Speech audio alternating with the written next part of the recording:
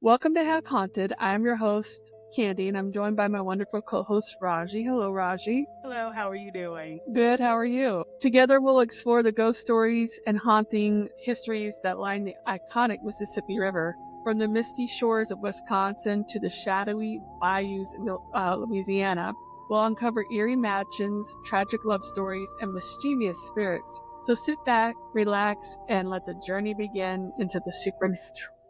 Oh, Whoa, we're going to start at the top. So we're going to go with Minnesota. This is in St. Paul. It's for Poe's Restaurant. For Poe's Restaurant, a Victorian mansion turned a fine dining establishment, has long been a St. Paul landmark. Built in the 1870s by dry goods magnate Joseph Librant. For Paul, the mansion was a showpiece of Irving Park, featuring lavish furnishings, landscape gardens, and grand architecture. Yet behind its elegance lies a tragic love story that still lingers in its halls. Joseph's love affair with Molly, scandalous.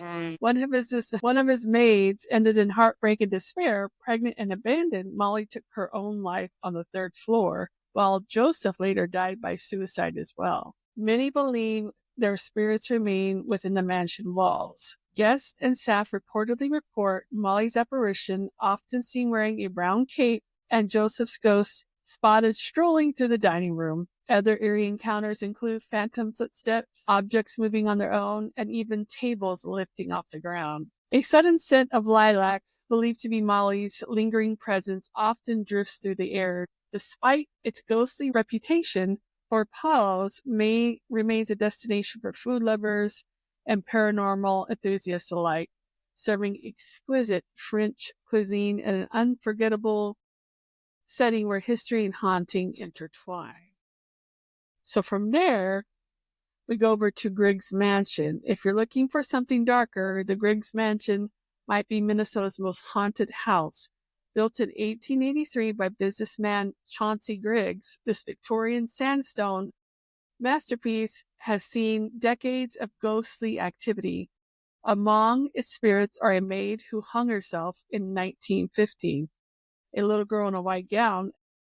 The fourth floor landing and library are hotspots for paranormal encounters, with reports of disembodied footsteps, icy touches, and objects moving inexplicably. One of the chilling incident involved journalists who intended to debunk the mansion's ghost stories, but fled after hearing footsteps on the empty staircase. I would have fled too.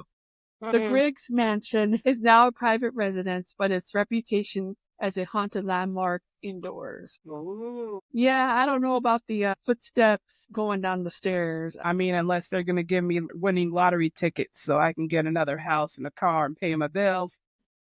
They have said, I'm just saying. Right. So we've gone from a mansion to a museum. We are going to the Gibbs Farmhouse Museum. For a mix of history and hauntings, head to the Gibbs Farmhouse Museum. Established in 1849 by Herman Jane Gibbs, the farm offers a pioneer life and Dakota culture. But it's not without its ghosts. Tragedy struck in 1867 when 9-year-old William Gibbs died while helping to fight a prairie fire. Since the farm became a museum, visitors have reported seeing William's apparition, hearing unexplained footsteps, and encountering self-moving objects. During historical Halloween events, the museum's eerie charm shines, from toys mysteriously moved in locked rooms to sightings of a boy's face in an upstairs window. The Gibbs Farmhouse offers both education and intrigue.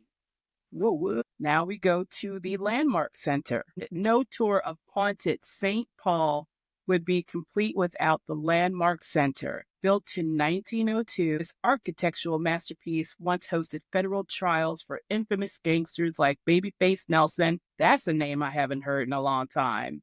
Machine Gun Kelly. Not the one we know now, not the young one. This is an old dude. Okay. But its most famous ghost is Jack Heifer, a bellhop turned criminal who ended his life in a jail cell. Jack's spirit haunts the third floor and restrooms, where visitors report doors opening on their own and hearing spectral laughter. Wedding photos have captured transparent figures, and during receptions, bottles and glasses sometimes topple without explanation. Today, the Landmark Center is a hub for arts and events. Let's visit the Fitzgerald Theater, Minnesota's oldest operating theater. Built in 1910, this venue was hosted vaudeville, movies, and Minnesota Public Radio. But it's also home to two prominent ghosts, stagehand Ben and an actress named Veronica. Ben moves tools and appears in a workman's uniform, while Veronica leaves lipstick marks on mirrors and enchants visitors with her spectral singing. Leaves lipstick on your collar, on your husband's collar. What? By their because they think they cheated. Employees and patrons report seeing shadowy figures on catwalks, hearing unexplained sounds, and feeling sudden cold spots. Renovations in the 1980s stirred up activity, but instead of scaring people away, these hauntings have added to the theater's unique allure. Over to Minneapolis. Our journey begins at Minneapolis City Hall, an architectural marvel. Beyond its iconic towers, the grand Father of the Water sculpture, the city hides a dark secret, the ghost of John Moshik, the last man executed in Hennepin County. In 1898, Moshik was hanged after being convicted of murder. The execution was botched, leaving a gruesome legacy that lingers on the building's 5th floor, where death row was once located. Visitors and staff report cold drafts, shadowy figures, and poltergeist-like activity, including self-flushing toilets and disembodied footsteps. One chilling tale involves a judge's photograph that fell, became mysteriously stained with blood, and then later appeared unscathed on the wall. Despite its haunted reputation, the City Hall remains a vital part of Minneapolis life. So from there, our next stop, we head to the Minneapolis Institute of the Arts, where the beauty of its vast collection is contrasted by its ghostly phenomena. Founded in 1883 and housed in a Beaux Arts building, the museum's history includes tales of hauntings linked to its exhibits and period rooms. One of the most famous spirits is Miss T in cream silk, a ghostly woman linked to a George Wesley Bellows painting who startled a sleeping guard in 2007. Other encounters include a shadowy figure in the Queen Anne room, and disembodied legs spotted walking alongside a security guard. Cold spots in the Connecticut room and ghostly presences in the historical displays deepen the museum's paranormal lore. Even with its eerie elements, the MIA remains a premier cultural destination blending artistic inspiration and supernatural intrigue. Next, we're going to dive into the haunting stories of the First Avenue Club, a legendary music venue and a cornerstone of Minneapolis music scene. Originally a grain bus town station in 1937, the building transformed into a nightclub in 1970, hosting iconic acts like Prince, U2, and the Ramones. But behind the music lies a history of tragedy and hauntings. The most famous ghost is a teenage girl who hung herself in the women's restroom. Patrons and staff describe her red eyes and green army jacket, often accompanied by unexplained sobbing. On the dance floor, some have spotted a legless ghost dancing amidst the crowd, while DJs report strange noises and equipment malfunctions during performances. With its rich cultural legacy and chilling ghost stories, the First Avenue Club offers a hauntingly unique experience for music lovers and paranormal enthusiasts alike.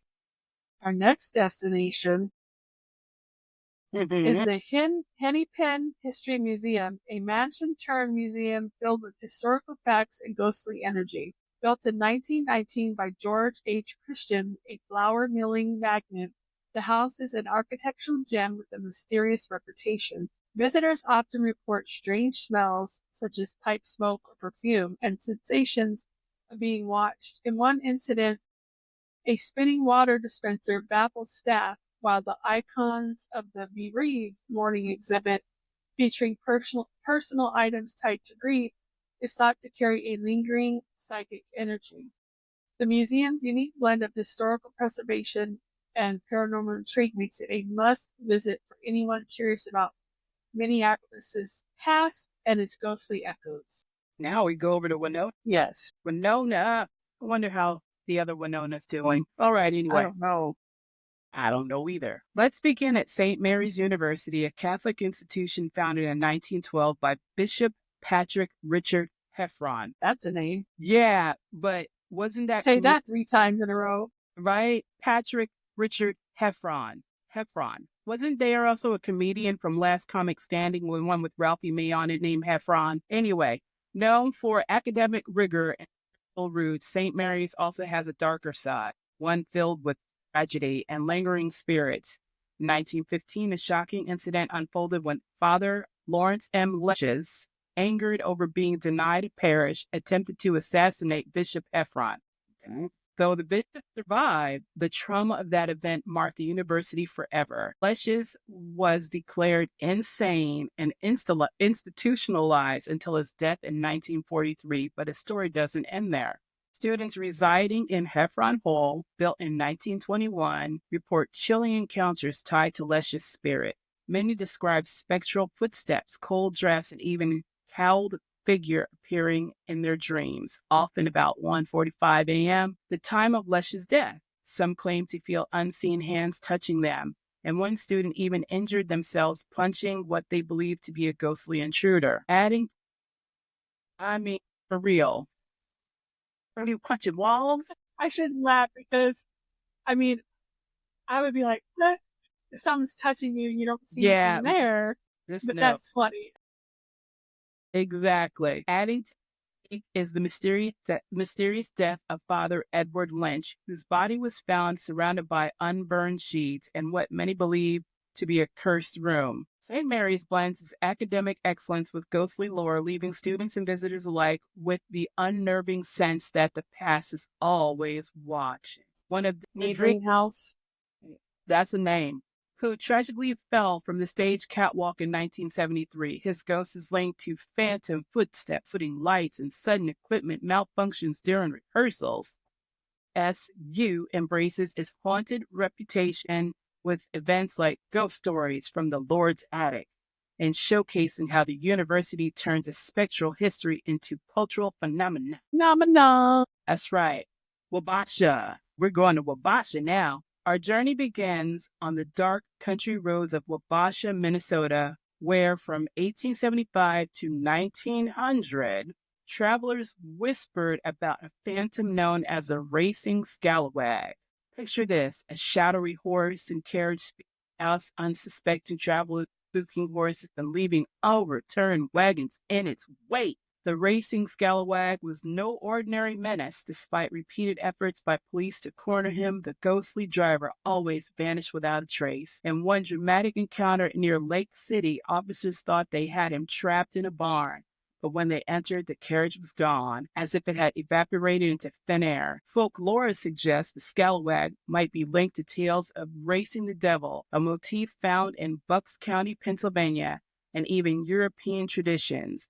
While the Phantom Racer caused no fatalities, his legend endures as a chilling reminder of the dangers of reckless speed and the eerie mysteries of rural roads. Right. Well, he may not kill you, but I would be scared shitless if I saw anything that was trying to chase me like that down the road. Right. Yeah. It ain't funny because people drive crazy to get startled. Next thing you know, they're off the road. So. Right. Yeah, drive with caution. Next, we travel to Wabasha. We have a Bash's grocery store. So is it Wabasha's? But next we travel to Wabasha Anderson House Hotel, built in 1856. This charming inn, once celebrated for its Dutch cooking and unique tradition of lending guests cats to cuddle.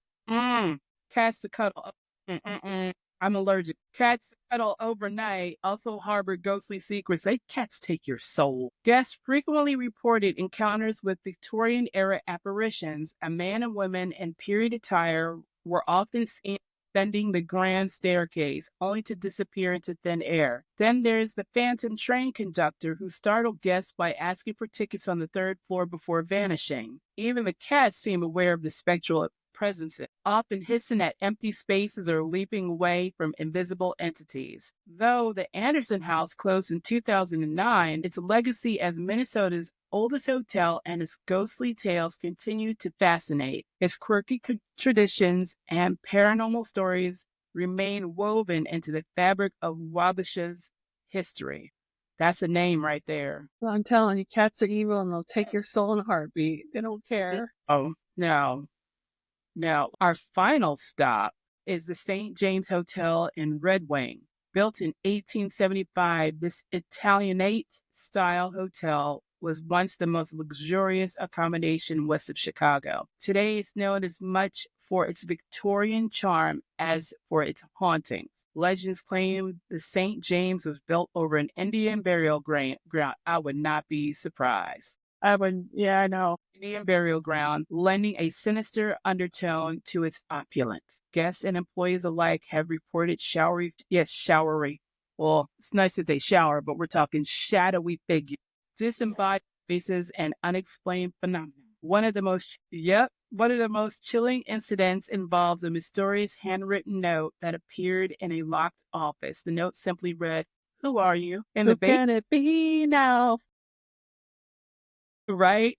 It wasn't me. It wasn't me. In the basement, chefs have seen floating disembodied heads, while housekeepers often spot shadowy apparitions in unoccupied rooms. Some guests have even fled in the middle of the night after the blinds flapped violently without a cause. Despite its haunted reputation, the St. James Hotel remains a thriving cultural hub with 61 uniquely designed rooms, banquet halls, and boutique shops. Its ghost stories only enhance its appeal, drawing both thrill seekers and history buffs. All right. Yeah, it's crazy. Yeah. Interesting, though. That was Minnesota. So now we're going to head over to Wisconsin with West Salem is the city. Hamlin Garland, celebrated for its vivid portrayals of the Midwest prairie life, was also a man deeply fascinated by the supernatural. In 1893, Garland purchased a charming home lovingly named Maple Shade. I like that name. Where his family could find peace and where he could find inspiration. But after his death in 1940, the house took an eerie life of its own. Visitors began reporting locked doors opening on their own, lights turning on without a cause, and the sensation of a warmth in a home with no functioning heat. The most unsettling, a body-shaped impression left on the bedspread in Garland's bedroom despite the room being empty. Could this restless activity stem from Garland's dissatisfaction over his burial? He had wished for his ashes to be scattered on a hillside, but instead they were interred in a cemetery. Some say his spirit remains tethered to Maple Shade, unsettled by this unfulfilled wish. Interestingly, Garland himself was fascinated by a psychic phenomenon, conducting seances and exploring the afterlife. It seems fitting that the home would become a focal point for paranormal activity. So, in downtown La Crosse, the Bodega Brew Pub is a favorite spot for craft beer lovers. Sounds but good. This building, I know, doesn't it? Uh-huh. I need beer right now. But anyway, this building dating back to Ace holds more than just beer, home to its lingering spirits. After the pub's original owner, Paul Malin, passed away in 1901, strange events began to unfold.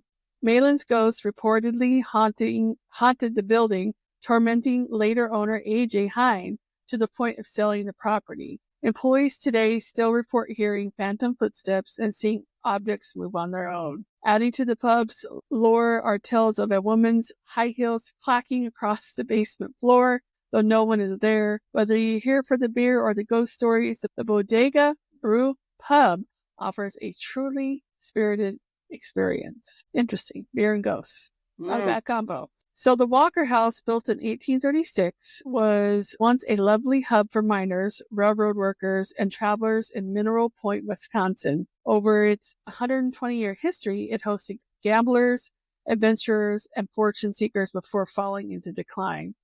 Restoration efforts in the 1960s revived the inn, but also awakened something unexpected. You guessed it, paranormal activity. The most famous spirit tied to the Walker House is William Caffey, a man known for his fiery temper and dramatic end. Before being hanged near the house, legend says that Caffey played beer bottles as instruments in defiance. His rebellious energy seems to linger. His ghost is often seen rearranging furniture, throwing objects, and even appearing headless in the dining room and hallways. Another mystery spirit dressed in 19th century attire, frequently wanders a pub. No one knows who his true identity is. Was he a miner, a traveler, a gambler? His ghost adds an air of mystery to the house's already haunted history.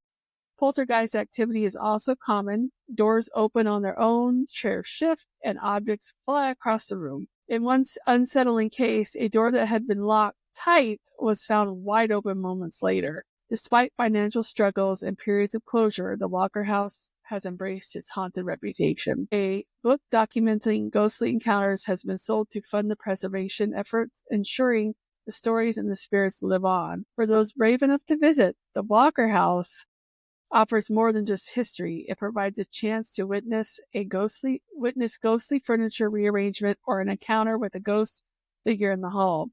If you ever find yourself in Wisconsin, this legendary inn is worth a visit. Just be prepared for the unexpected. Now we're heading over to Illinois, which is Alton, and I've truly been to Alton before, and most of these places I'm about to speak on I've been to. So our first stop is the McPike Mansion, often regarded as one of America's most haunted houses, was built in the 19th century for businessman and Mayor Henry Guest McPike. While originally a symbol of Victorian elegance, the mansion is now more famous for its ghostly residents than its architecture. Among the spirits said to roam its halls is Paul Lachinger, a former owner often spotted in a striped shirt and tie. Another presence, Sarah, a servant, lingers on the third floor, making herself known by the scent of lilacs. Not all entities are benign. The ominous dark presence on the third floor has resisted every attempt to cross over, adding to the mansion's eerie reputation. Since 1994, ghost tours have helped refund the restoration efforts, offering visitors a first-hand encounter with its chilling history. Those who venture inside may experience sudden cold spots or catch glimpses of shadowy figures, making the McPike Mansion a must-visit for paranormal enthusiasts. So I've actually been to this McPike Mansion. I haven't been in it, but I was able to walk around the property. It's surrounded by trees, so you can't see unless you go in the driveway, but it's really neat. And you could tell it's pretty eerie. It's like old school, and it was kind of eerie. I went last summer to visit, so it wasn't too bad. Right on. So from there, we're going over to the First Unitarian Church of Alton, known for its values and inclusivity. Carries a haunting past. Built in 1836. It became the site of Reverend Philip Mercer's tragic suicide in 1934, an event that is believed to have left a lingering ghostly presence. Visitors have reported eerie occurrences, including disembodied voices, phantom footsteps, and an unsettling atmosphere in the basement. Paranormal investigators suggest that Reverend Mercer's spirit remains due to the unresolved emotional trauma. Church member Peg Flatch has even recalled moments where ghostly conversations would abruptly cease as she approached. Mm-hmm.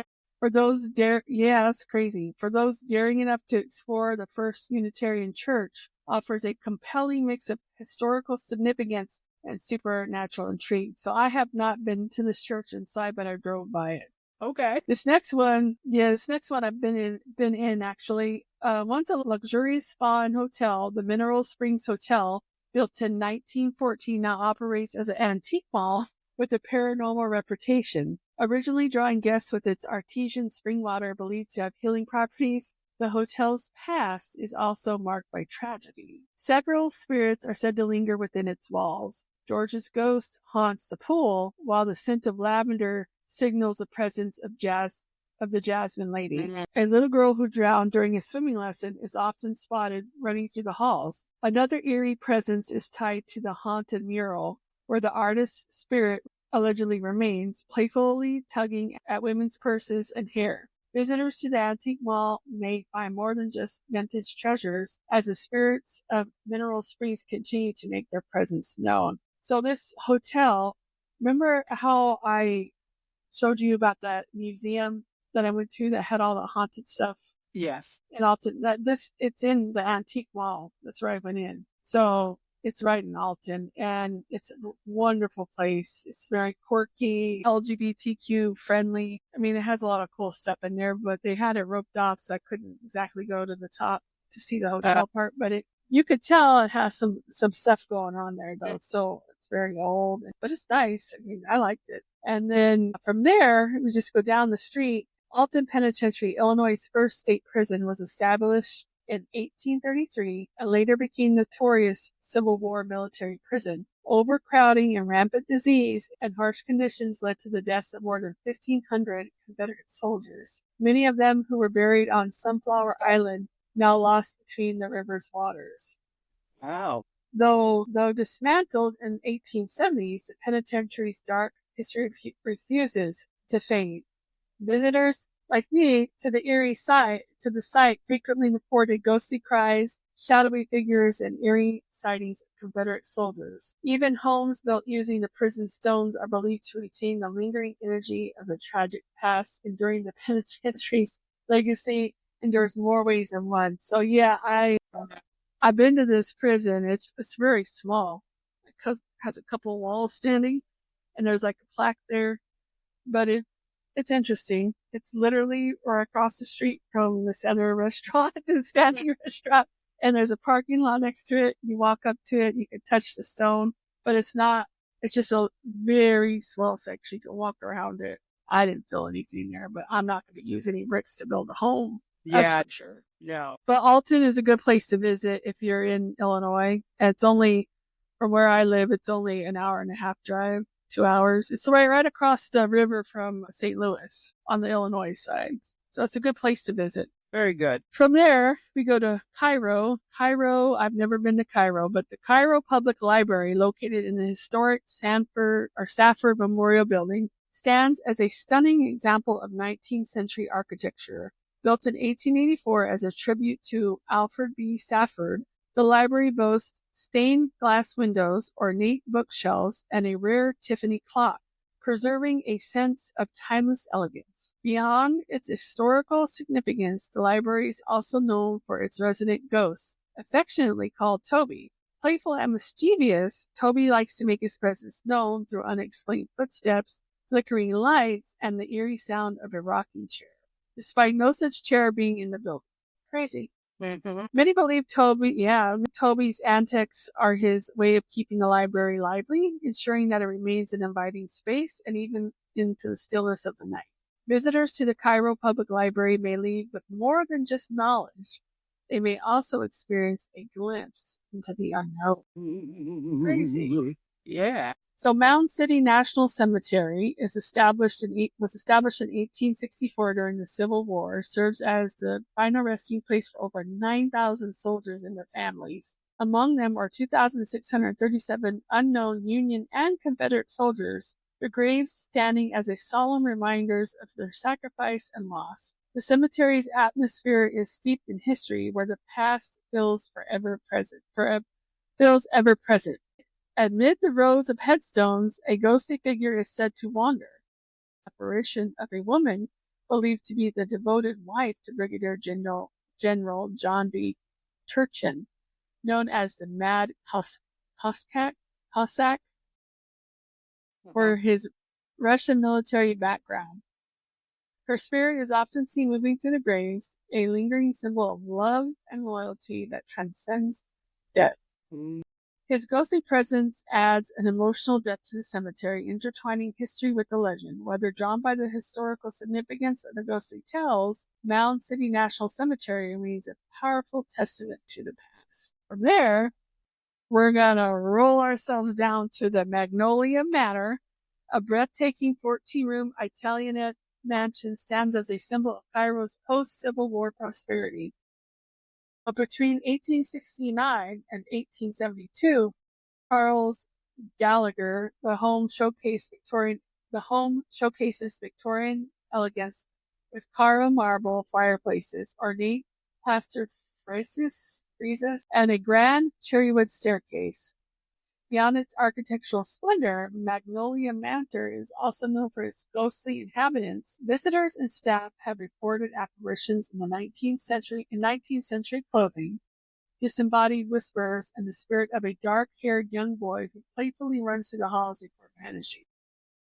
Other eerie occurrences include doors opening and closing on their own, steps echoing on empty staircases, and sudden, unexplained cold spots. Now operating as a museum, Magnolia Manor preserves Cairo's golden age, offering visitors both a historical and supernatural experience.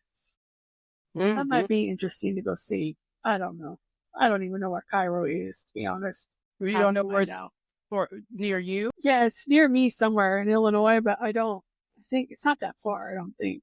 But I gotta look it up because I might have to take a road trip. There you go. You might stop by Galena's because that's where we're going right now. The Joe Daviess County Historical Society Museum, originally built in 1858 as the home of businessman Daniel A. Burroughs, has witnessed wealth, decline, and reinvention. After serving at the law for the Old Fellows, it is transformed into a museum preserving Galena's rich history. However, the building is known for more than just its artifacts. Paranormal activity began in 1988 when staff reported hearing an unseen hand play a chord on the museum's piano. Since then, visitors have experienced disembodied footsteps, vibrating trays, and shadowy apparitions. Some believe the hauntings are linked to Barrow's tragic financial downfall, while others suspect that spirits may be attached to the museum's 10,000 historical artifacts. Ooh, that's a lot of artifacts. That's a lot. Wow. Yeah. Whether drawn by its historical significance or eerie legends, the museum offers a unique experience, one that may include an unexpected encounter with the supernatural. So we're going to head over to the DeSoto. The DeSoto Hotel, Illinois' oldest continuously operating hotel, has been a landmark of elegance and history since its establishment in 1855. Over the years, it has welcomed notable guests such as Abraham Lincoln, Ulysses S. Grant, and Stephen A. Douglas. However, the hotel is also known for its ghostly encounters. Guests frequently report seeing spirits dressed in period attire, including women in hoop skirts and figures passing through the walls where doors once existed. One particularly eerie account tells of a mother and daughter who both witnessed a woman in 19th century clothing appearing in their room, an encounter that, while harmless, left them deeply unsettled. Following a $7.8 million restoration in the 1980s, the hotel's historic grandeur was revived, but some believe the renovations also stirred its lingering spirits. Today, the DeSoto House is as renowned for its hauntings as it is for their luxurious hospitality. Crazy stuff. So from there, we're going to go over to Grafton at the Rubel Hotel. That's how I say it, Rubel Hotel. The Rubel Hotel, built in 1884, thrived during Grafton's golden era as a bustling river town, serving steamboat operators, quarry workers, and travelers. The saloon and dance hall were central to the town's social life, reflecting the vibrancy of the 19th century economy. A devastating fire in 1912 nearly destroyed the hotel, but was rebuilt, expanding with the restaurant and a larger dance hall. During World War II, the dance hall was converted into living quarters for the Coast Guard personnel. However, the steamboat travel declined and Grafton's last railroad line shut down in 1948. The town fell into economic hardship. The Rubel endured these changes, standing as a silent witness until its restoration by Jeff Lorton family in 1996. Today, it blends historic charm with modern amenities, offering fine dining, Wi-Fi, and luxurious accommodations. Beyond its rich history, the Rubel Hotel is best known for Amanda, the ghostly little girl who has become a beloved part of its identity, often seen near the second-floor stairway or hallway. Amanda's presence is described as playful yet mysterious. Guests have reported sightings of her apparition cold spots, and eerie photographs capturing unexplained orbs. The mystery of Amanda's origins remains unsolved. Some believe she was a child who passed away in the area during the 19th century, drawn to the hotel's lively energy. Others suggest she is connected to the hotel's post-fire reconstruction, lingering in a place where she once knew. Makes sense. The Revelle Hotel embraces Amanda's legend, sharing her story with guests and paranormal enthusiasts.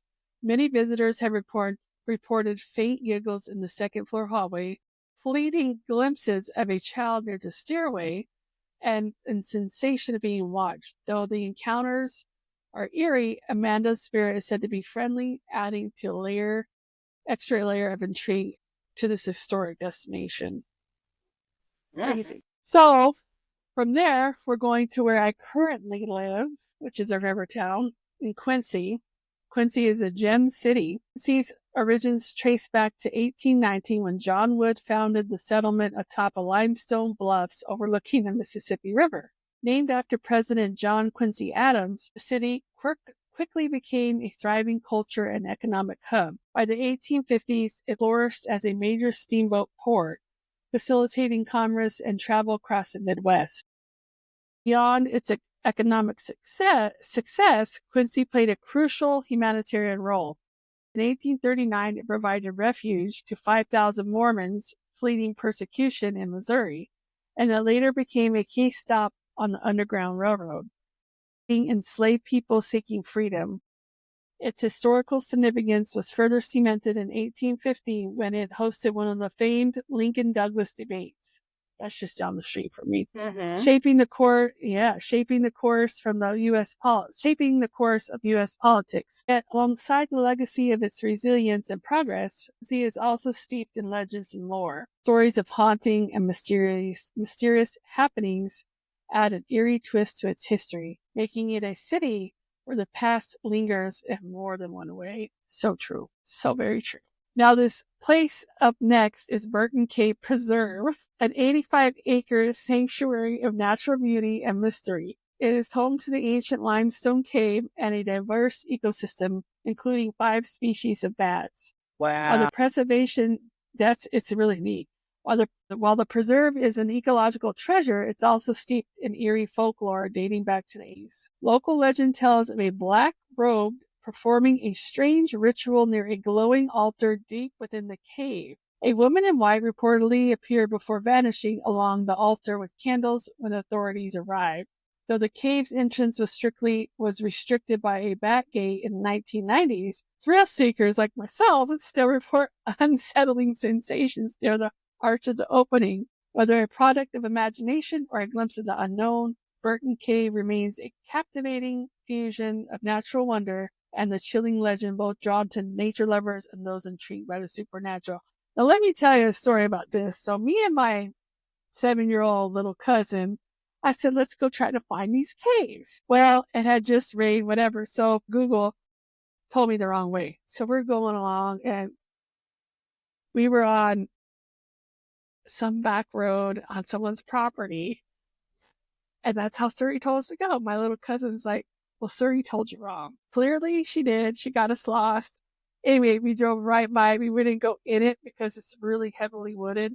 And you can't go in there. You can't go to it unless you have permission. And I didn't know that because I was brand new.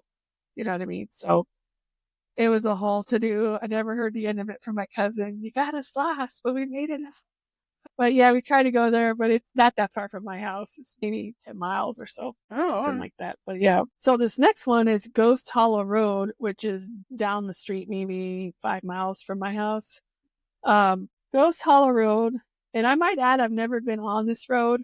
I've drove by it, but I've never been on this road, but I'm going to. Yeah, Ghost Hollow Road, a quiet stretch of farmland south of Quincy, carries a chilling reputation steeped in paranormal lore. Despite its peaceful appearance, and it does look peaceful, stories of haunted mansions, ghostly figures, and unexplained phenomenon have made it a hotspot for thrill seekers and ghost hunters alike.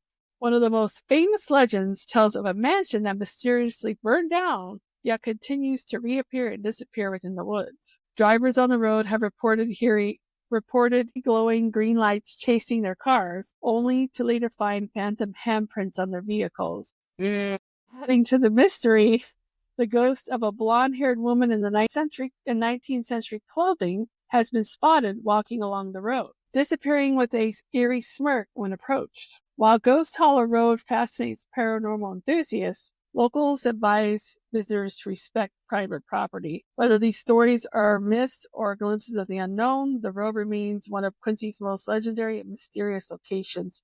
Now, on this road, there's supposed to be like a cemetery somewhere on there, but no one can ever find it. And they say it's haunted, but it's not. And you have believers and non-believers. But I've drove by the road because I believe it goes east and west.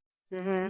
I drove by it, but I've never been on it. Now we're going to Quincy University, which is literally only maybe 2 blocks from my house, 2 or 3 blocks. Mm-hmm. Quincy University, founded in 1860 by Franciscan friars, is a place where academic tradition meets eerie folklore. Several buildings are believed to be haunted, with the ghost stories adding intriguing supernatural element to university life. Solano Hall, formerly St. Aloysius Orphanage, is said to be haunted by the echoes of ghostly laughter and the screams of children who perished in the fire. The McHugh Theater, the spirit of Professor Hugh Fitzgerald, is believed to linger, his passion for theater undiminished even in death. Dormitories like Padua Hall and Willer Hall have unsettling reports of cold spots, mysterious lights, and objects moving on their own. These ghostly tales have become woven into Quincy University's culture, blending its rich history and enduring legend. For students and faculty, the possibility of an encounter with the unknown adds an extra layer of mystery to campus life. I drive by this campus all the time. That's where the Henry Hyatt folklore, remember we did that folklore one? That's where his original book is held, part of it is over in the Quincy. Okay, yeah. So to wrap up Quincy's unique identity is shaped with both its rich history and lingering mysteries. As a city of resilience, it has played a vital role in shaping history, providing sanctuary to those in need, to hosting key political moments. Yet alongside its historical significance, Quincy is also home to eerie legends.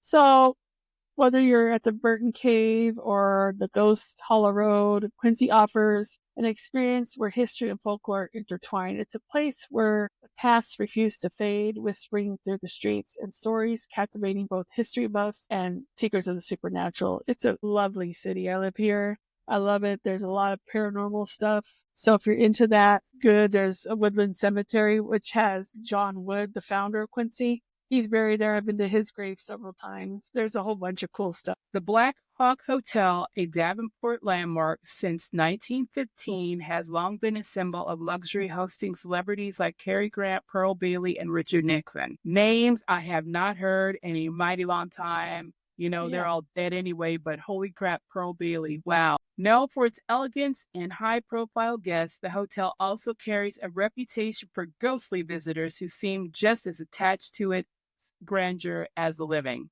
Grandeur. One of the most famous figures is a phantom musician whose piano melodies have been heard drifting from the ballroom, even when it stands empty. Another well-known presence is a woman in a blue dress believed to be a member of Davenport's high society, seen gracefully gliding through the hallways as if revealing a gala from the past. Perhaps the most intriguing legends involves Hollywood icon Cary Grant, who passed away in a hotel in 1986. Guests have reported sightings of an elderly man in a suit wandering the halls, only to realize they have encountered Grant's lingering spirit. I did not know that.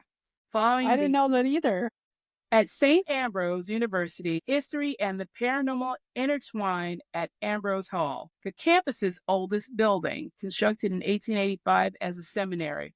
Over the years, the fourth floor is the center of eerie ghost stories with reports of unexplained activity keeping the legend alive. One of the most well-known spirits is that of a priest believed to still watch over the building. Students and staff have reported footsteps echoing through the empty halls and lights flickering for no apparent reason. Paranormal investigators have even captured chilling EVPs with unsettling phases. Paranormal investigators have captured chilling EVPs with unsettling phrases like, "There is something wrong with me," and "Jesus is not alive."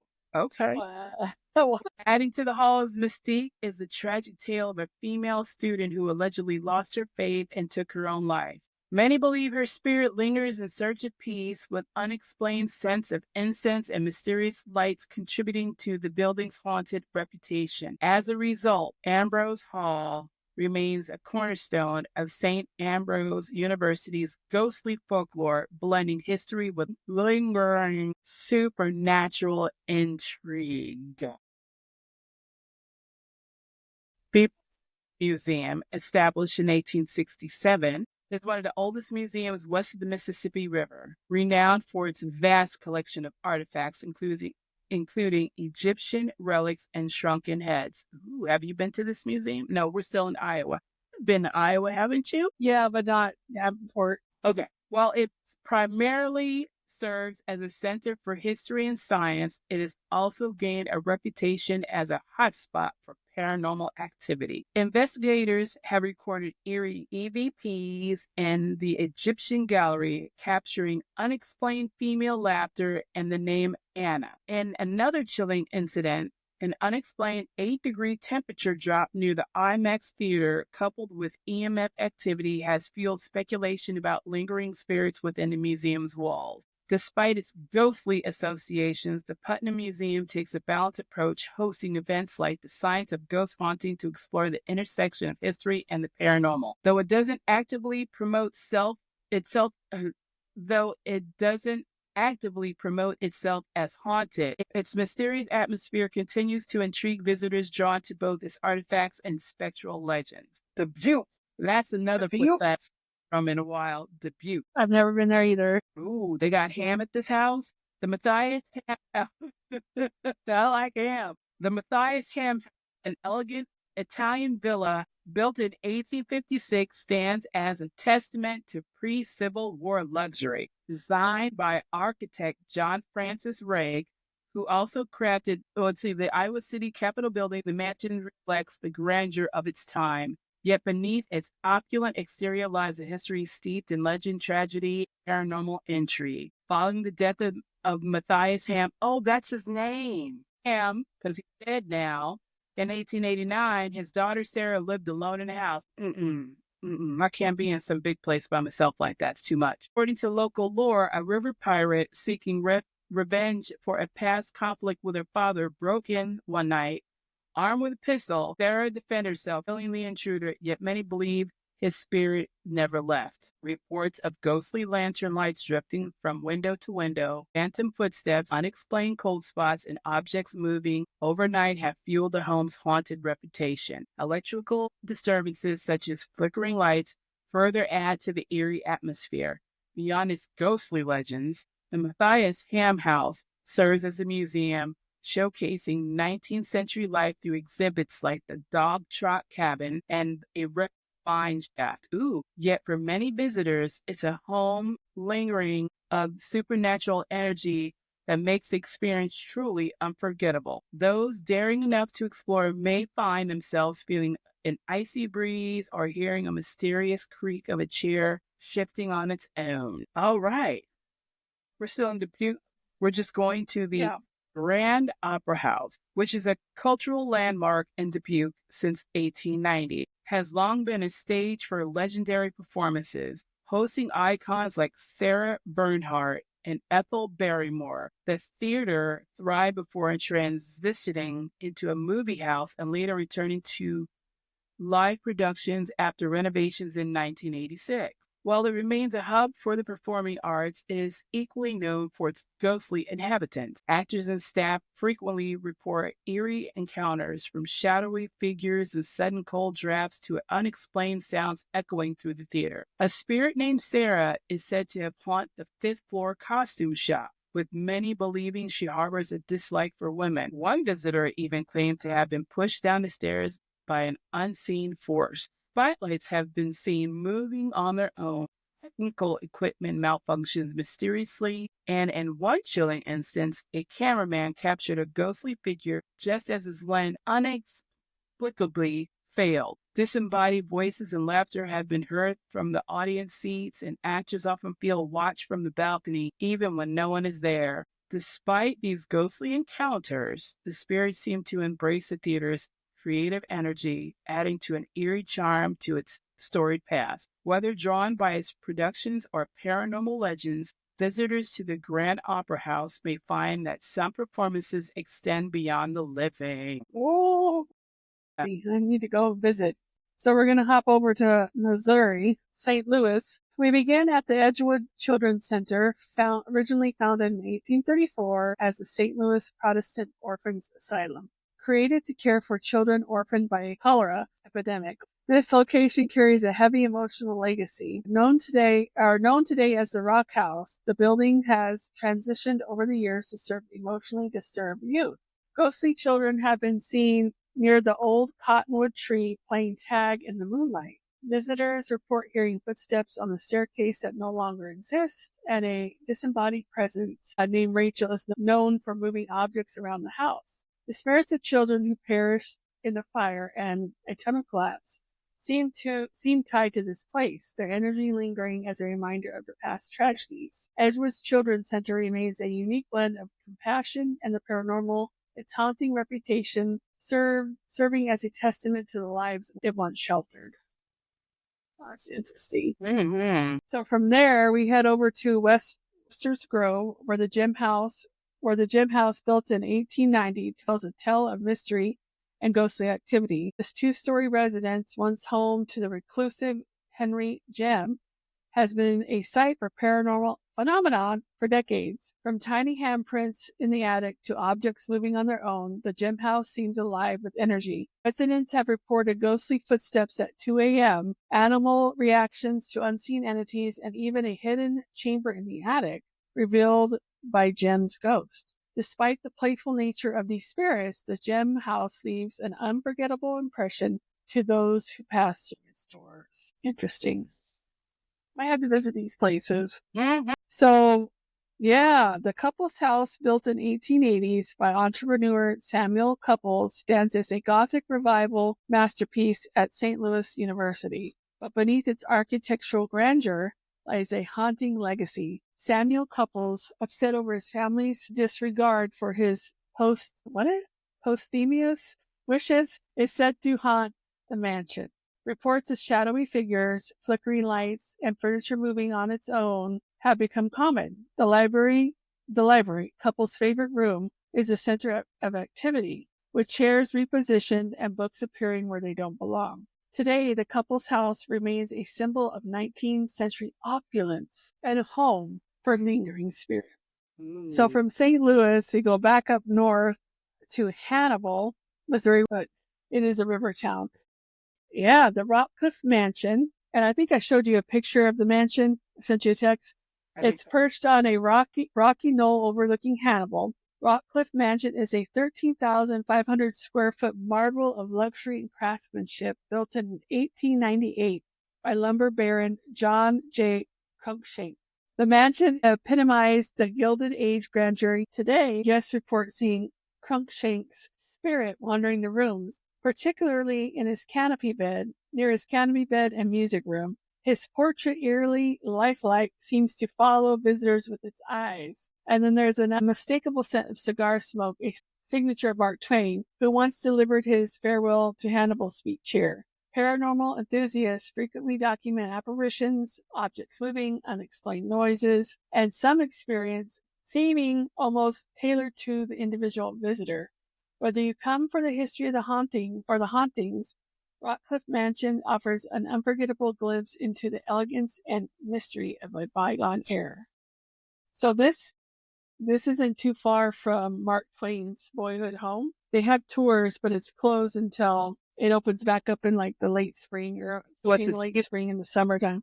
Where it's at, it's very hilly in Hannibal. It's pretty. I'll put a picture. Probably don't want you up there. You know what I mean? Yeah, I parked in front of it because it said it wouldn't open yet. It almost felt like people were watching you inside. Yeah.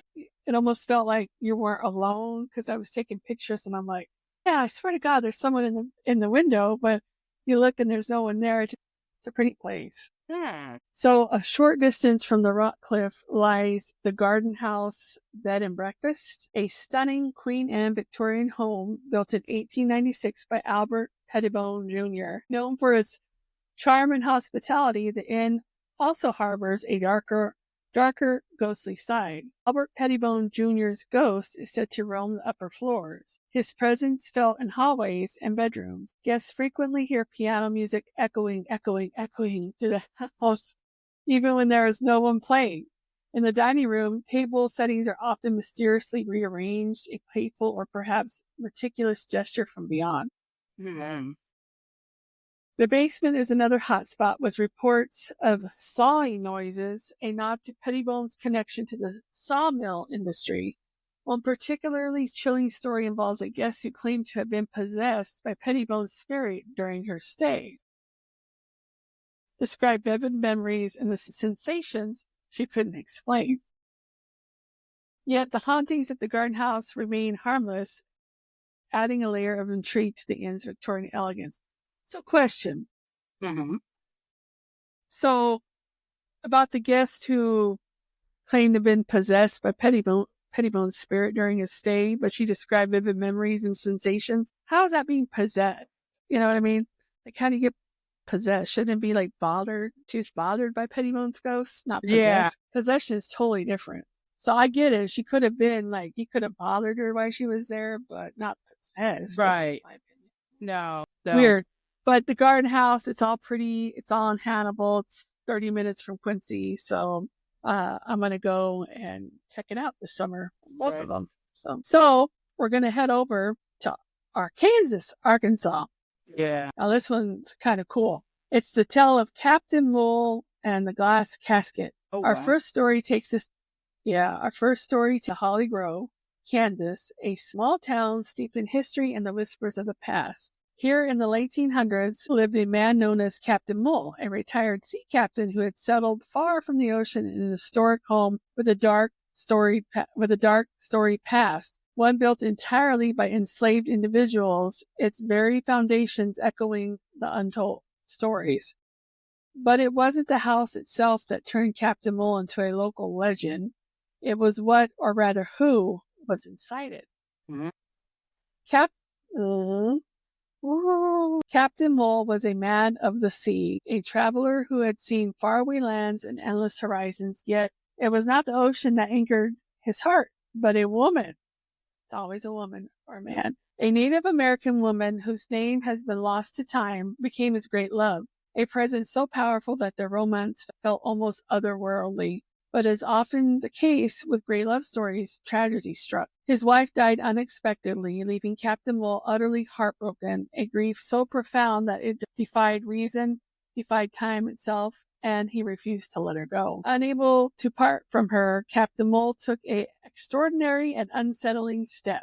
He preserved her body in a glass casket and kept it in his home. Imagine the scene, a glass coffin resting in a dim glow of a lantern light, the thick air with the scent of aged wood, candle wax, and loss. A room where time stood still, where love and grief had woven an unspeakable spell. The house located along U.S. Highway 49 became the site of fascination and fear. Locals whispered of Captain Mole's sorrow and the macabre shine to his lost love. It felt like something out of a tragic fairy tale, a real-life Snow White. But there was no dwarfs, no magic, no waking kiss, only a man unwilling to let go. Weird. I don't know that I would do that. Captain Mole lived on, a man forever mourning his home frozen in time, the glass casket a testament to the depth of human devotion and extreme grief. It wasn't until his death in 1935 that his wife's remains were finally laid to rest in a local cemetery, yet the legend never died. The haunting legacy of Captain Mole to this day, Holly Grove's residents still tell the story. Some say his spirit lingers, others are searching for the love he refused to let go in life. Others claim the house itself remembers, the walls whispering a love story too painful to forget.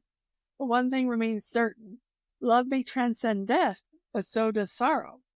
And in the story of Captain Mole, the line between devotion and despair was forever blurred. I don't know that I would put my loved one in a casket in this. I'm not watching.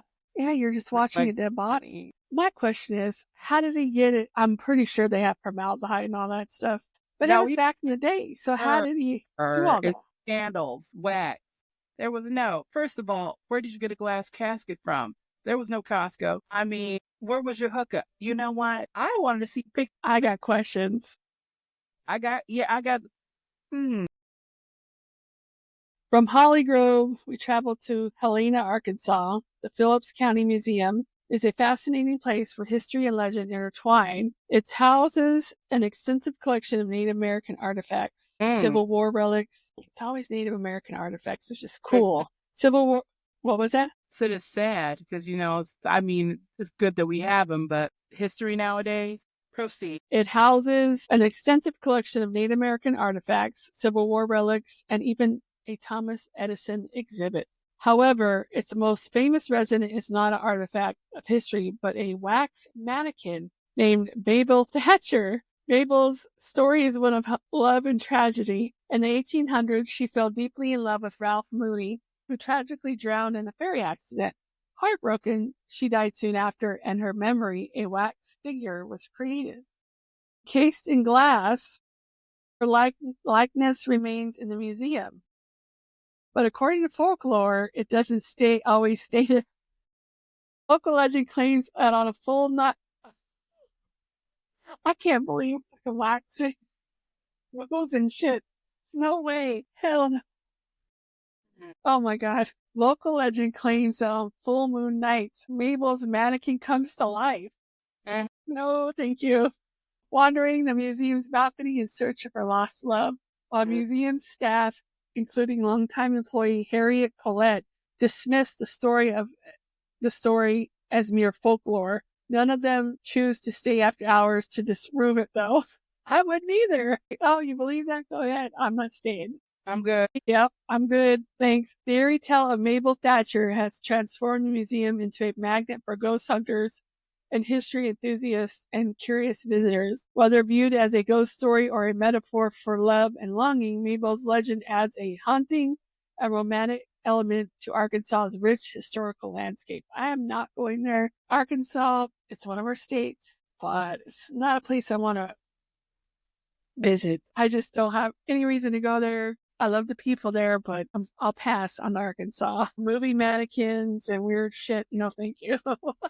I hear you. I understand. But we go there right now because we're going to Tennessee. Our first stop, the Tennessee Brewery, a towering relic, a Memphis industrial might built in 1890. So there's this brewery in Tennessee, and it was built in 1890.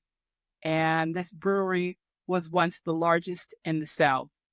It produced an impressive 250 barrels annually, but its success was interrupted by Prohibition, and while operations resumed in 1933, the brewery eventually closed, leaving its grand structure vacant and haunted. Visitors and investigators report phantom footprints, crashing sounds, and even physical sensations like pinching and pushing. Paranormal teams have captured EVPs, glowing orbs, and strange reflections. One lingering spirit may be that of a boxer who tragically died in a match held at the brewery. Despite its eerie reputation, the Tennessee Brewery is a stunning piece of Memphis's industrial past. Preservation efforts continue, but for now it remains a ghostly monument overlooking the Mississippi River. Our journey takes us to the Memphis Convention and Visitors Bureau, housed in the historic Woolen Building. Built in the 1840s, the structure once served as a Civil War field hospital, where countless soldiers endured amputations and unspeakable suffering. Today, the Woolen Building is a hub for Memphis tourism, but its ghostly past lingers. Employees and visitors report phantom scream moans and shadowy figures in the windows. The basement and a locked room on the first floor are hotspots for paranormal activity, with some describing as strange and traceable with some describing a strange, untraceable humming sound. While the building represents Memphis's growth as a tourist destination, its haunted history reminds us of the sacrifices and tragedies woven into the city's past. Ooh, Sauce. Let's start with Sauce's Restaurant, a hot spot for flavor and phantoms. Housed in Good combo. right? I hope the sauce is good. Let's see here. Housed in the historic Barbaro building, the restaurant's history is rooted in the tragedy of the yellow fever epidemic of 1878. We're always trying to roll into the 1900s. It's the 1800s, 1878. During this devastating time, the building served as a field hospital and the adjacent used as a temporary morgue. Today, visitors report furniture moving on its own, chairs tipping, and disembodied voices calling from the basement. Investigators have captured photos of orbs said to be spiritual energy floating in the alley and the restaurant. Whether you're indulging in their favorite dishes or drawn by haunted reputation, Sauces offers more than just a meal. It serves a connection to Memphis's darkest chapter. The Orpheum Theater. Next, we stop onto the Grand Orpheum Theater. How many Orpheum theaters do we have? I know we will have one in Phoenix, don't we? That's why I'm like, how many are? Yeah, exactly. Okay. A jewel of Memphis's entertainment scene, built in 1928 after the original Grand Opera House burned down, the Orpheum Theater is renowned for its dazzling architecture and its most famous resident, Mary, a 12-year-old spirit with a penchant for CC5.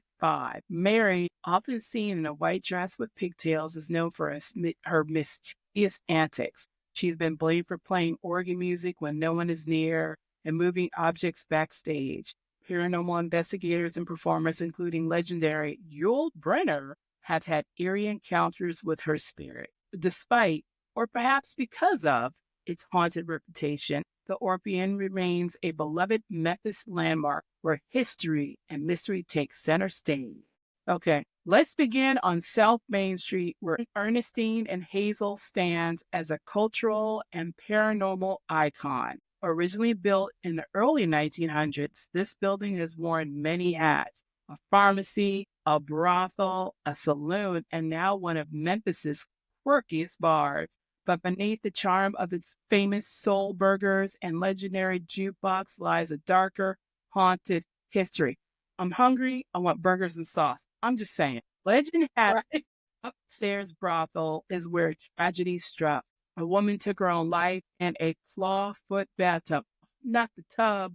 I've always wanted one of those. To this day, patrons report feeling her presence, hearing faint music from upstairs rooms or catching glimpses of shadowy figures on the staircase. And then there's the jukebox, a star in its own right. It's known to play songs eerily relevant to patrons' conversations like Tammy Wynette's DIVORCE during or celebration. That's fun. Coincidence or something more? Paranormal investigators have captured ghostly faces in photos and even full-body apparition on video. But it's not all chills. This venue, also steeped in music history, frequented by icons like Otis Redding and Ike and Tina Turner. Whether you come for the soul burgers, the bluesy vibes, or a chance to encounter with the supernatural, Ernestine and Hazel's is a place where Memphis's soul truly lingers. We're going to start off with Mississippi. Our first stop is King's Tavern, Mississippi's oldest inn, built in 1769 from salvaged ship timbers and barge boards. Its history as a mailpost, tavern, and inn along Natchez Trace is rich with tales of violence, betrayal, and murder. But it's the ghosts that make King's Tavern legendary. In the 1930s, 3 mummified bodies and a jeweled dagger were discovered behind the fireplace, lending eerie credibility to the stories of murder within these walls. One of the most famous spirits is Madeline, a red-haired servant rumored to have been murdered by Mrs. King in a fit of jealousy. Guests have reported seeing her ghostly figure, and staff often hear doors opening and closing as Madeline herself were making her rounds. Then there's the haunting cry of an infant, thought to be tied to the violent legacy of outlaw Big Harp, who allegedly murdered a child on the premises. Adding to the intrigue is the Indian runner, a spirit in a war bonnet who appears near midnight in the tap room, swinging chairs, faucets turning on by themselves, and phantom voices ensure that King's Tavern remains both an historical gem and a supernatural hotspot. Whether you're a skeptic or believer, this is one inn where the past is always present. From King's Tavern, we move to Magnolia Hall, a Greek revival mansion built in 1858 by Thomas Henderson, a planter and merchant. Known for its historical elegance, Magnolia Hall also has a resident spirit, Henderson himself. Henderson died in the home in 1863, but those who work and visit Magnolia Hall say he never truly left. His ghost is often seen as a shadowy figure in his former bedroom or as an orb responding to music played in the house. Paranormal investigators have captured glowing orbs in photographs, seemingly moving to the rhythm of the melodies. Hostesses report feeling watched, particularly in Henderson's bedroom, where the impressions appear on the bed as if someone just sat down. Despite those ghostly encounters, Henderson's spirit is described as protective, overwatching the mansion and ensuring that it remains well cared for. Magnolia Hall offers a fascinating blend of cultural history and ghostly intrigue. Visitors come for the period furnishings, Civil War artifacts, and the only costume collection in Natchez. Wow. But they leave with stories of Henderson's malevolent hauntings. That's interesting. I've heard of the place, but I've never been there. Our final stop is Stanton Hall, named Belfast, and built in 1858 by Irish immigrant Frederick Stanton. This opulent mansion, with its Corinthian columns and important French mirrors, was designed to be a symbol of Stanton's success. Tragically, he died just a few months after moving in, leaving his family to struggle with the property's upkeep. Wow. Stanton Hall is, it's crazy when you get your home and then die as soon as as soon as you get in there. That's wild. Stanton Hall is known not just for its grandeur, but for its ghostly resident, a playful black cocker spaniel.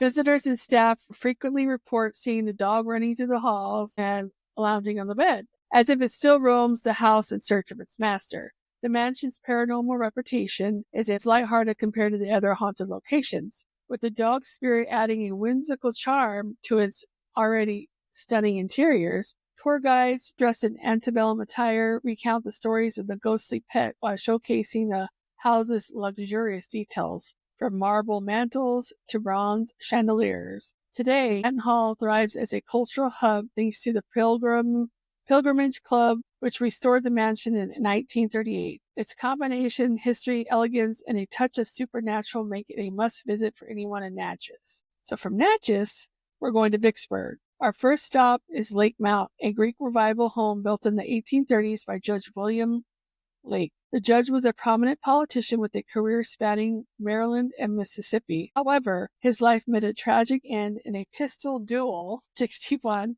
Legend has it that his wife, Ann Lake, witnessed the fateful event from the veranda using opera glasses. Anyway, that's wild. He's dead. Yeah. And today, Ann's presence is deeply felt at Lake Mont, known as the Perfume Lady. She is often identified by the scent of jasmine and soft rustling of silk skirts. Guests have spotted her transparent figure strolling the garden, a place where she cherished in life. A particularly chilling moment occurred during a pilgrimage tour when a federal mirror cracked. Anyway, the mirror cracked. A federal mirror cracked. A phenomenon attributed to Anne's restless spirit. Lake Mount remains Vicksburg's treasure, drawing visitors eager to experience its historical significance and ghostly tales. Next, we visit the Garden Grove Mansion, built in 1840s as a lavish wedding gift from John Alexander Klein to his bride, Elizabeth Bartley. Day. Cedar Grove's grandeur is undeniable, but so is its haunted legacy. The mansion's tragic history includes deaths of 4 of the Klein's children. Their playful spirits are often heard laughing or bouncing balls in the nursery. Guests also report seeing Elizabeth's ghost descending the stairs. while the scent of pipe smoke in the gentleman's parlor signals John Klein's disapproval of certain visitors. The mansion's ballroom echoes with the sound of a fatal gunshot tied to a suicide in its past. Despite its haunted reputation, Cedar Grove remains a romantic getaway and a historical landmark, offering visitors a chance to step back in time and perhaps into the supernatural. So we're going to another mansion, and this is the Duff Green Mansion, built in 1856 as a wedding gift from Duff Green to his wife, Mary Lake. During the Civil War, the mansion became a hospital for both Union and Confederate soldiers, leaving psychic scars that persist to this day. The mansion bears invisible marks of its wartime past, including cannibal damage and bloodstains. Paranormal reports include sightings of a one-legged Confederate soldier, Right?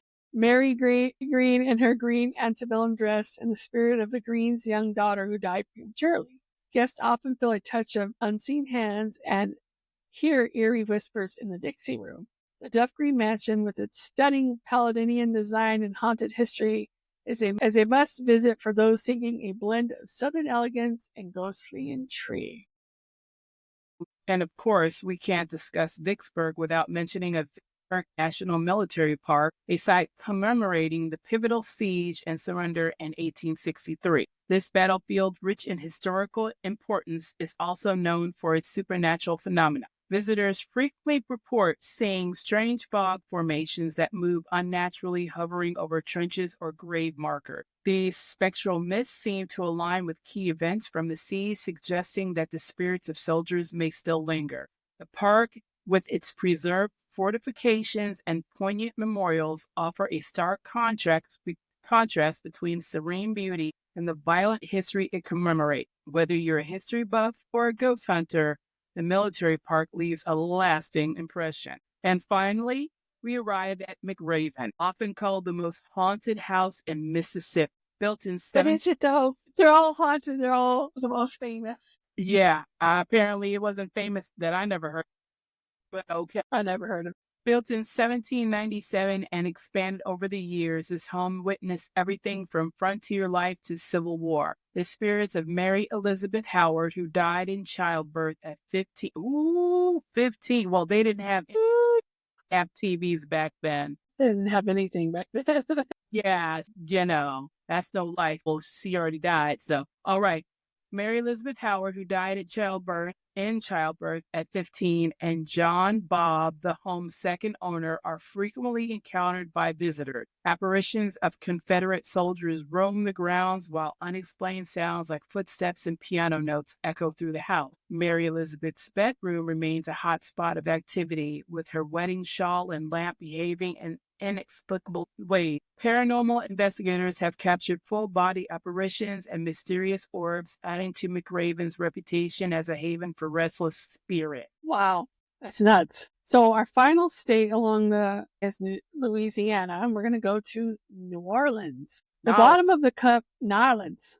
The bottom of the Cup Tea Room, nestled in the heart of the French Quarter at 732 Royal Street, is famous for its fine teas and fortune-telling psychics. However, beyond the mystical ambiance lies a deep, haunting tale rooted in love, loss, and tragedy. At the center of the legend is Julie, an octoroon mistress who fell madly in love with her wealthy French lover. Bound by societal and racial restrictions, their relationship could never be fully accepted. In a desperate act to prove her devotion, Julie stood on the roof one bitter December night, waiting for him to commit to her. He never arrived, and by morning she had perished from the cold, leaving her spirit forever tied to the place of her demise. Julie's ghost is frequently spotted pacing the roof or standing near the chimney, often mistaken for a living woman. Distressed passerbys have even called 911, fearing a suicide attempt, only for authorities to find no one there. Inside the tea room, Julie's presence is more mischievous than mournful. She playfully moves objects, taps on walls, and even lifts skirts or unties ribbons from female visitors. The lingering scent of her perfume and the rhythmic tapping of fingernails on the surface are said to announce her presence. Julie is not alone in her ghostly wanderings. Her remorseful lover is also believed to haunt the tea room. He often has seen is seen playing chess alone by the window, a ghostly figure trapped in regret. Whether visiting for tea, fortune readings, or the thrill of experiencing Julie's ghostly touch, the bottom of the tea room remains iconic destination for those drawn to supernatural side of New Orleans' rich history. So now I have a couple questions. Why the hell would you wait and it's cold outside and perish on the roof? Wouldn't you go inside? I mean, common sense, but Yeah. whatever. Yeah. Anyway, there's another Magnolia Mansion in New Orleans. An exquisite antebellum home in New Orleans Garden District was built in 1857 as a grand wedding gift from banker Alexander Harris to his bride Elizabeth Lizzie Johnson Thompson. Over the years, it housed wealthy families, served as a Red Cross base, and most notably gained a reputation for paranormal activity. Guests and staff frequently experience eerie phenomenon, heavy doors slamming on their own, chandeliers shaking, and mysterious oily substances appearing on the walls during renovation. The more personal encounters include wristwatches being mysteriously adjusted and objects moving while guests sleep. Among the mansion's many spirits, the caretaker is known for comforting guests by pulling up covers and gently stroking their faces. Yeah, that's a no from me. Mm-mm. However, not all spirits are so malevolent. The ghost of a disturbed girl is said to wander from a demolished home across the street, brings an unsettling presence to the mansion. Visitors have also reported seeing the spirit of a little boy running through the dining room, along with the poltergeist activity. Furniture shifting, water glasses slipping over, and music boxes playing on their own. Despite its haunted reputation, Magnolia Mansion remains a sought-after wedding venue, earning a spot among the top 10 romantic inns in 2007. For those daring enough, the mansion offers a ghostly getaway package blending paranormal intrigue with luxury accommodations, making it a perfect destination for history lovers and ghost hunters alike. Crazy. Now, we go over to the Pontchartrain. The Pontchartrain Hotel, a historic Garden District landmark, has excluded elegance and charm since its opening in 1927. Over the decades, it has hosted an array of legendary guests, including Tennessee Williams, Walt Disney, and Frank Sinatra. However, beyond its celebrity allure, the hotel has gained a reputation for eerie paranormal activity, especially on the notorious ninth floor. One of the most frequently encountered spirits is that of a hotel's owner, Lyle Schiffenberg, who is said to linger in room 910. Guests report strange occurrences such as faucets turning on by themselves and sudden explained chills. His portrait, which still hangs in the room, has an unsettling reputation. Many have claimed its eyes seem to follow them as they move. Adding to the hotel's ghostly atmosphere are two spirits of widowed sisters who once resided on the ninth floor for years. Apparitions of sisters and the sound of their whispering voices have startled both maids and guests, leaving an eerie imprint on the hotel's haunted history. Despite surviving Hurricane Katrina in 2005 and undergoing an extensive renovation in 2007, Pontchartrain Hotel remains a hot spot for supernatural encounters, whether drawn to its luxurious accommodations or the mystery of the lingering spirits. Visitors can expect an experience that is as haunting as it is unforgettable. But we're going to the Andrew Jackson Hotel, which, nestled in the heart of the French Quarter, stands on the side of a tragic path. Originally home to an orphanage that burned down in the Great Fire of 1794, the location later housed a courthouse where Andrew Jackson himself once faced legal charges. Today it operates as a charming inn, but its most famous residents are not its living guests. They are playful spirits of children. Visitors frequently hear laughter and footsteps, particularly in rooms 208, 211, and 111. Apparitions of young boys have been seen darting through the lobby, and some guests report the unsettling sound of a bouncing ball echoing outside their doors late at night. Beyond the ghostly children, other spectral figures roam the hotel. A mysterious housekeeper is known to rearrange guest belongings, while a somber man in military attire has been spotted in the courtyard. Some speculate this figure could be Andrew Jackson himself, eternally watching over the historic ground. Blending historic charm with paranormal intrigue, the Andrew Jackson Hotel offers a unique experience for visitors seeking both a glimpse into New Orleans' past and possible encounter with its lingering spirit. Okay. Next, we journey into the La Petite Theater nestled near Jackson Square. This iconic venue is one of the oldest community theaters in the United States, and its rich history is mirrored by its supernatural tales. The most well-known spirit here is Caroline, an actress who tragically fell to her death on stage. She is often seen in various costumes, helping people find their lost items or simply observing performances. Another ghost, referred to as the jilted actress, is said to have taken her life on stage after a romantic betrayal. Her sorrowful energy lingers in the form of cold spots and a somber atmosphere.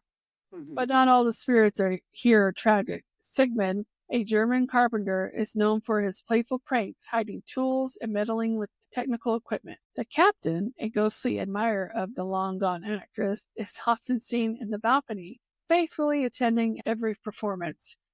And then there are the children, spirits who bring an air of mischief, laughing and singing in the theater's corridors. Their presence, combined with the tragic and playful energies of the other ghosts, makes La Petite Theater a fascinating mix of history and the supernatural. Dun, dun, dun. The LaLaurie House, located at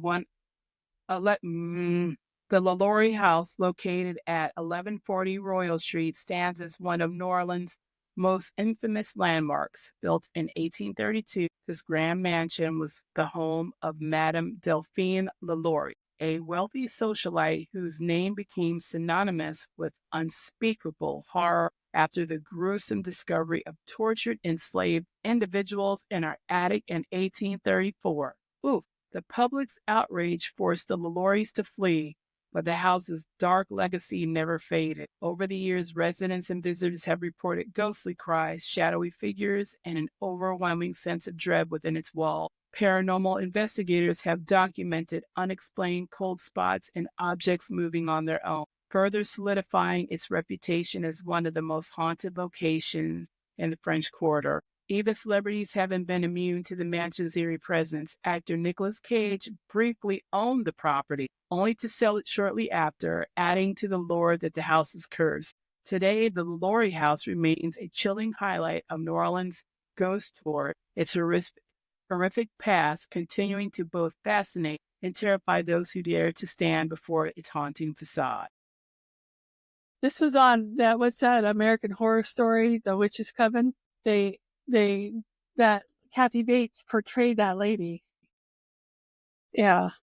The LaLaurie Mansion or whatever. And then you got to rewatch that. Then she was horrible. She was crazy. Crazy.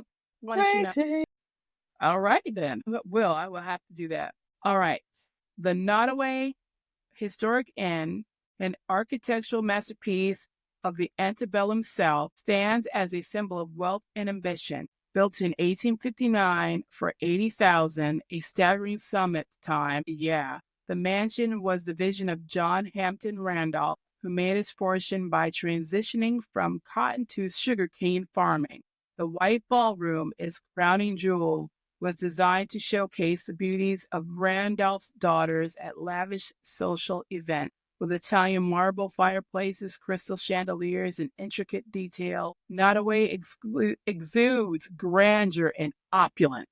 Yes, beyond its architecture, Nottoway carries an air of mystery as ghostly legends have persisted through the years. The most famous spirit is a woman in black, often seen on the third floor, on staircases, and in bedrooms. Guests and staff have reported cold spot, objects moving on their own, and eerie nighttime noises. Some believe she is tied to a tragic love story, while others suspect she was a member of the Randolph family or former servant. One of the most chilling tales involves guests witnessing objects flying across rooms as if hurled by unseen force. Yet despite these unsettling encounters, the woman in black appears more curious than malicious, adding to the mansion's mystique. Today, Nottoway operates as an inn and event venue, drawing visitors for its historical charm and those hoping for a paranormal encounter. Yeah, wild. So, Thank you for joining us on this journey through eerie mansions, tragic love stories, and playful spirits along the Mississippi River. If you enjoyed today's episode, don't forget to subscribe, share, and leave a review. It helps keep the hauntings alive. Until next time, stay haunted.